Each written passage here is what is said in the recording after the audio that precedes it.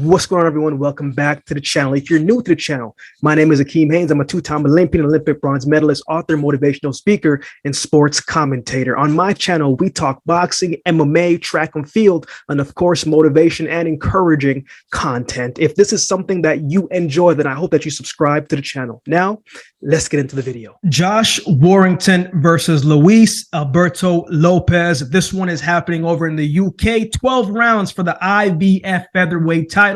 Let's get into it. Let's start with Josh Warrington. He's coming this one with a record of 31 wins, 1 loss, 1 draw, 8 wins by way of knockout. He is the champion coming in. Warrington has got some good wins on his resume. 2 wins over Kiko Martinez, a split decision win over Lee Selby, a win over Carl Frampton, and Kill Gillahad. He's fought some tough opposition, and he had different ways of winning the fight. Now, he's not a big puncher, not a guy who really sits down on his punches, but does push out a good pop. Warrington is a tough fighter. He's going to bring it every single round, bring the energy, bring the tempo. Whenever he's in the fight, he'll do whatever it takes to win the fight.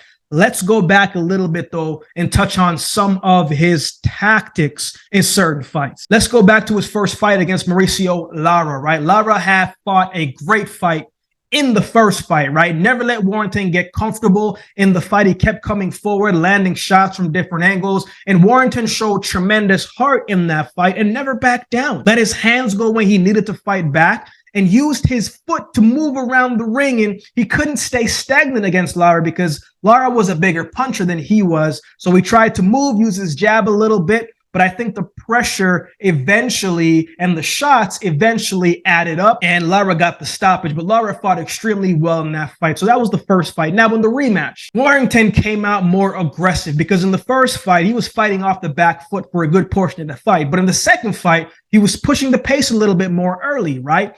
He was more aggressive. He was more defensively responsible, starting to let his hands go early. This is the first round that I'm talking about when I say early, right? Now, sometimes when I watch Lord Warrington's fight, we're going to keep it between these two.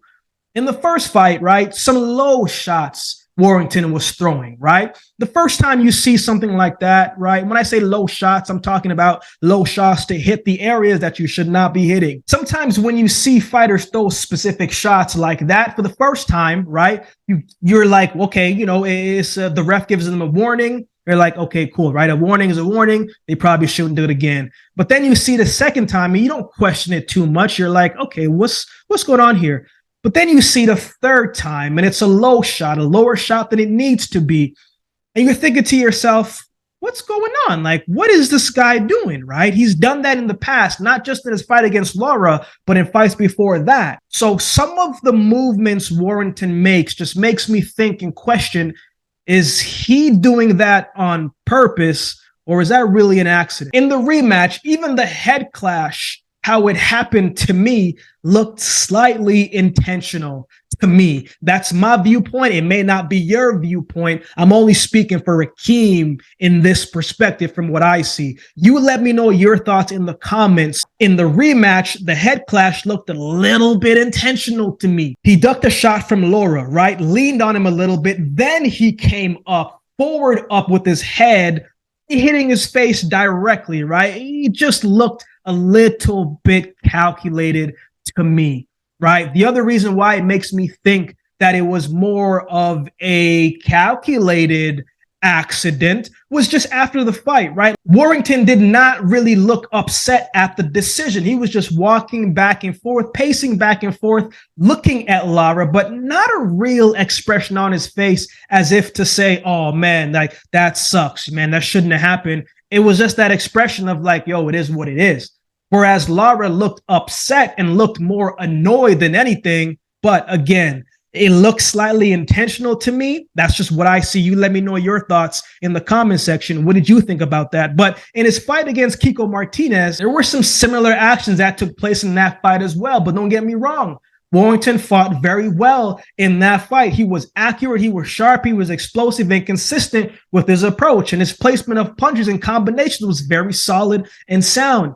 But again, I did see some questionable tactics in that fight as well. So I say all that to add that like boxing can have some, some tactics that aren't really trained, right? It's tactics that frustrates your opponent and makes them act out of character, so they start fighting emotional, and then you take advantage of them just to get the extra edge and the upper hand. So Warrington has skills, absolutely. He's a very good fighter, but he's a guy who's going to do whatever he needs to do to win the fight. Now, let's talk about his opponent, Luis Alberto Lopez. He's coming to this one with a record of 26 wins, 2 losses, 15 wins by way of knockout. This is a big matchup for him, a big opportunity. And I think Lopez has very good skill and has a great opportunity to win this fight. Now, Lopez is someone that you cannot take lightly. He has a bit of an unorthodox style of boxing. I'm going to try to find the right words to explain it in a way that really encapsulates his style of fighting. Right now, when we think about Mexican fighters, a good majority of them, I'm not going to say every single Mexican fighter, but a good portion of them are known for a specific style, right? Their toughness, their heart, right? The punches, they will take hits, but they will keep coming forward and never quit, right? They will keep throwing punches in relentless pursuit when they're in the fight. They're not going to go down lightly, and you know that you have to come in ready to fight, and you have to come in on your P's and Q's and not take your eyes off of them, because if you do, it could be lights out for you. But Lopez isn't really like that. He comes forward, but it's not your typical come off the front foot type of movement. He comes forward, but doesn't really look ready to throw.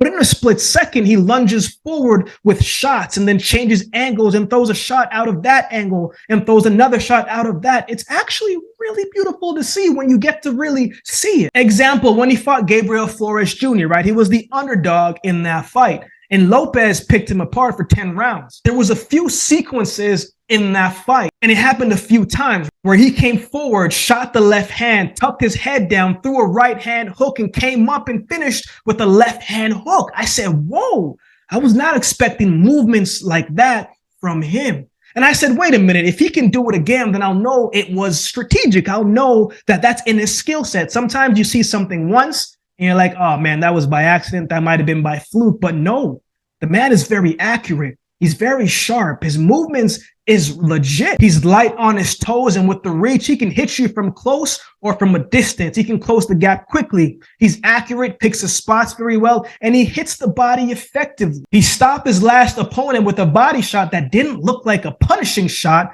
but clearly it had to have been. So this is going to be an exciting fight, and I don't think anyone should be taking Lopez lightly. So who wins? Josh Warrington is at home. He's got the crowd. He's the champion. It's all in his backyard, and he'll be the favorite. And I know Lopez has his hands full, but I'm taking Luis Alberto Lopez to come in and make it happen and get the win. I think his craftiness and skills will catch Warrington by surprise, and the movement and the angles Lopez takes will give him some problems. Warrington will try to do his things, use his tactics, use his skills, but I don't think that he will be able to do some of those tactics against Lopez. I'm taking Luis Alberto Lopez to win by decision.